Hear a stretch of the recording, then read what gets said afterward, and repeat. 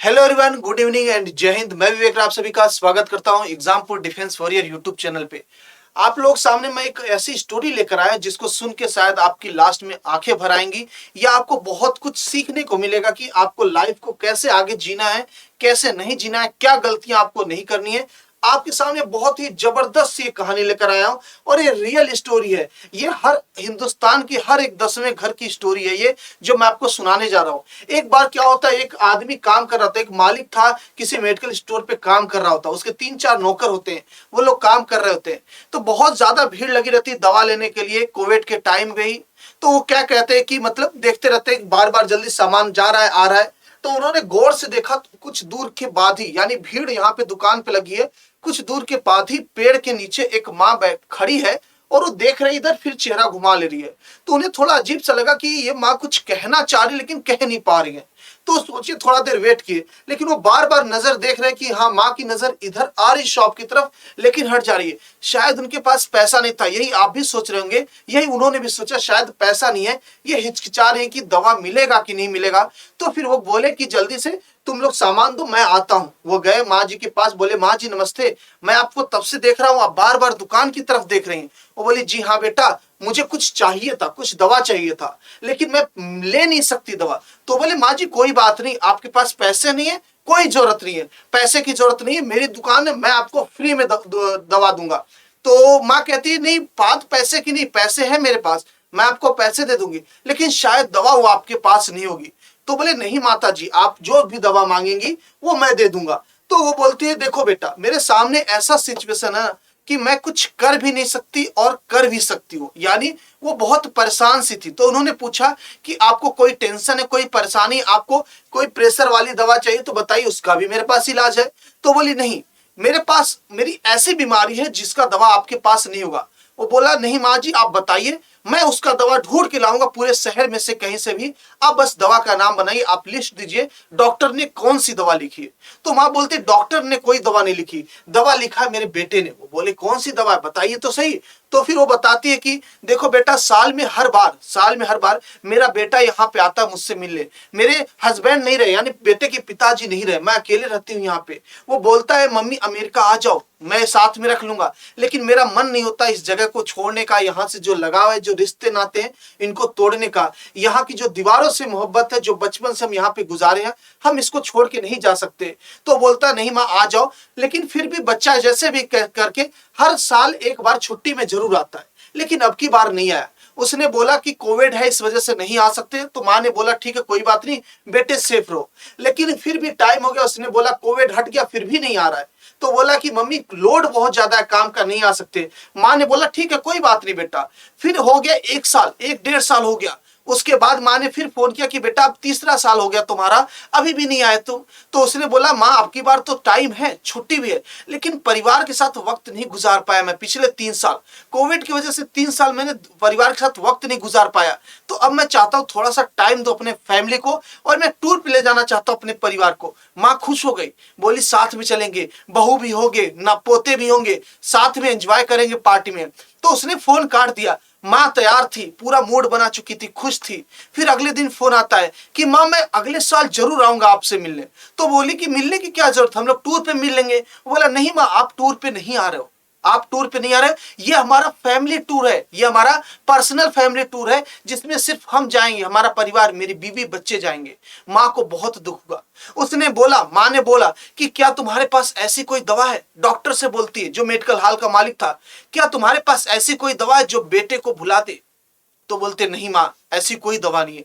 तो बोली कि मेरे मन में भी आया था इसकी कोई दवा नहीं होती, लेकिन क्या मैं भूलने की कोशिश कर सकती हूँ। तो उन्होंने कहा मैं अगर मर जाऊं तो क्या मैं भूल जाऊंगी बेटे को। तो उसके जो वो मालिक था मेडिकल हॉल का, वो मना किया कि माता जी आप ऐसी क्यों बातें कर रही, हम हैं आपके बेटे। तो बोली नहीं बेटा, मैं ये भी नहीं चाहती, मैं ये नहीं चाहती कि मैं मरूं, क्योंकि मेरे मरने के बाद अगर मेरे बेटे के ऊपर कोई तकलीफ आएगी तो उसका साथ कौन देगा। और मैं जीना चाहती हूं, लेकिन जीते वक्त अगर मेरा बेटा मुझे इग्नोर कर रहा है तो मैं जीऊं तो जीऊं कैसे। कोई ऐसा दवा बता दो जो इन दोनों का रास्ता मुझे निकाल के दे दे। मां मरना भी नहीं चाहती, मां जीना चाहती, तो बेटे के लिए जीना चाहती, और बेटा है जीने नहीं दे रहा। तो तो ऐसी परिस्थिति में माँ आपकी उनकी फंसी थी, उनके पास कोई दवा नहीं था। फिर उन्होंने बहुत सारी बातें की, आपस में बैठा के उनके बेटे से कॉल करके भी बातें की, समझने की कोशिश की, समझाने की कोशिश की, नहीं समझे एक दूसरे को। फिर माँ ने आखिरी में बोला कि बेटा तुम आ रहे हो या फिर मैं किसी और को एडॉप्ट कर लूं, मैं प्रॉपर्टी किसी और के नाम कर दूं। अगले दिन बेटा घर पे आ गया, अगले दिन बेटा घर पे आ गया कि प्रॉपर्टी मां किसी और के नाम कर देगी। आप सोच सकते हैं ऐसे बेटे कैसे हो सकते हैं कि प्रॉपर्टी के नाम पे आ गए। अगर उनको इतना ही मोहब्बत अपने परिवार से था तो शायद प्रॉपर्टी भी इग्नोर कर देते कि मैं अपने परिवार को टाइम दूंगा। अगर उनको मोहब्बत थी अपने बेटे से, अगर उस गांव से नफरत थी तो शायद वहां तभी भी नहीं आना चाहिए था। तो उस बेटे को ना ही मां से प्यार था, ना ही अपने परिवार से प्यार था, ना ही अपने बेटे से प्यार था, ना ही अमेरिका, ना ही गांव से प्यार था। उसको प्यार था सिर्फ पैसे से। ऐसे नालायक बेटे कभी भी किसी मां को नहीं मिलने चाहिए।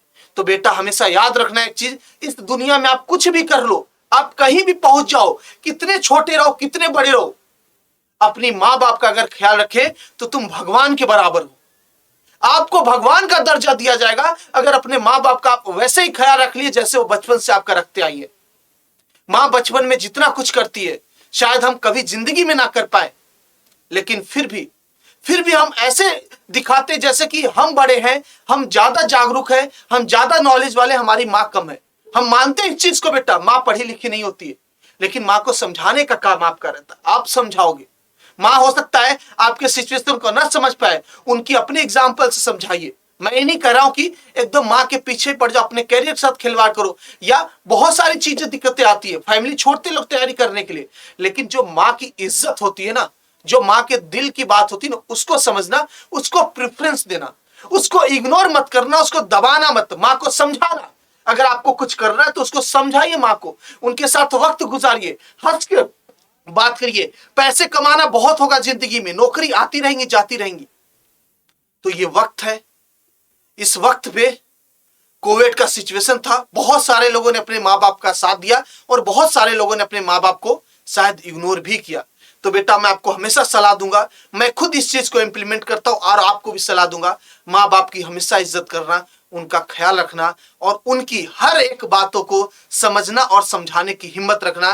क्योंकि आप याद रखना बेटा, जब आप छोटे थे, आप कोई बुरा काम करने जाते थे तो आपको मां आपको मारती नहीं थी, पिताजी आपको मारते नहीं थे, घर से नहीं भगाते थे, वो सुधारते थे, वो 10 कहानियां सुनाते थे, 10 तरीका अपनाते थे आपको सुधारने का, आपको समझाने का। वो कभी बचपन में आपको घर से नहीं निकाले कि मेरा बेटा नालायक हो गया इसको निकाल दीजिए, वो फिर भी अपने घर में रखे। तो ये आपका फर्ज बनता है अपने माँ बाप को समझ के, उनको समझा के, परिवार के एक साथ रहने का। ओके, तो आप वादा करिए आप सभी लोग कि अपने माँ बाप की इज्जत करेंगे। और साथ ही साथ अगर आपने सपना देखा है, आपके माँ बाप ने सपना देखा बेटा आपको नौकरी लेते हुए, आपके माँ बाप ने सपना देखा आपको एयरमैन बनते हुए, एयरफोर्स में जॉब करते हुए, आपके माँ बाप ने अगर सपना देखा बेटा नेवी में जॉब करते हुए, तो इस सपने की भी इज्जत कर लेना। मैं नहीं कहता सबका सिलेक्शन होगा, सबकी मां सपना देखती कि हर एक हिंदुस्तान का बेटा फौज में जाए, लेकिन सभी के बेटे फौज में नहीं जा सकते। लेकिन इतना तो कर सकते हैं, इतनी शिद्दत से मेहनत करें, इतनी ईमानदारी से मेहनत करें कि फौज में जाए चाहे ना जाए, लेकिन मां को प्राउड फील हो, पिताजी को प्राउड फील हो कि मेरे बेटे ने 100% एफर्ट दिया। आप अपने से बात पूछिएगा कि आप 100% एफर्ट देते हैं? आप एफर्ट तब देते हैं जब आपकी वैकेंसी आती है, जब एग्जाम का डेट लॉन्च हो जाता है, एग्जाम में नहीं होगा सिलेक्शन, फिर आप कसूरवार ठहराएंगे, मां बाप से बोलेंगे कि किस्मत साथ नहीं दी। आप ये चीज नहीं बोल सकते कि आपने पढ़ाई पहले से शुरू नहीं की। बेटा ये कंपटीशन का फील्ड है, दूसरों से बेहतर बनना ही यहां पे बेहतर कहलाता है। आप कितना बेहतर हो कोई फर्क नहीं पड़ता, आप दूसरों से कितना बेहतर हो यही कंपटीशन फील्ड डिमांड करता है। तो याद रखेंगे आप सभी लोग, कमर कस लीजिए, कमर बांध लीजिए, तैयारी कर लीजिए उड़ान भरने की, एयरफोर्स में आपकी बार सिलेक्शन लेने की, नेवी में आपकी बार सिलेक्शन लेने की, किसी भी कीमत पे 2022 में आपका सिलेक्शन होना चाहिए, मतलब होना चाहिए। 2023 में आप में से कोई भी लड़का फॉर्म भरते हुए नहीं दिखना चाहिए अपने परिवार के लिए। अगर भरे भी तो ऐसा लड़का भरे जो 1-2 नंबर से रुके, या वाकई में जिसको कहते हैं किस्मत खराब है वो बच्चा रुके। तो मानते हैं, इज्जत करते हैं आपकी मेहनत की, अपने मां बाप के मेहनत की इज्जत करना, उनके सपनों की कदर करना।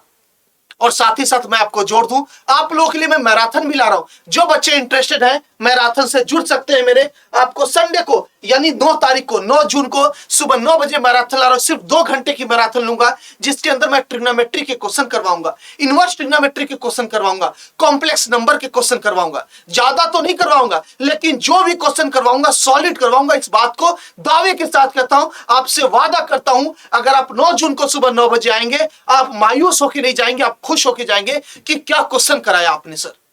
इस बात का आपसे वादा है। आप आइए 9 जून को exam board defence warrior YouTube channel पे सुबह 9 बजे एयरफोर्स के मैराथन में, जहां पे मैं मैथ का 3 टॉपिक करवाने वाला हूं, ट्रिग्नोमेट्री, इनवर्स और कॉम्प्लेक्स नंबर।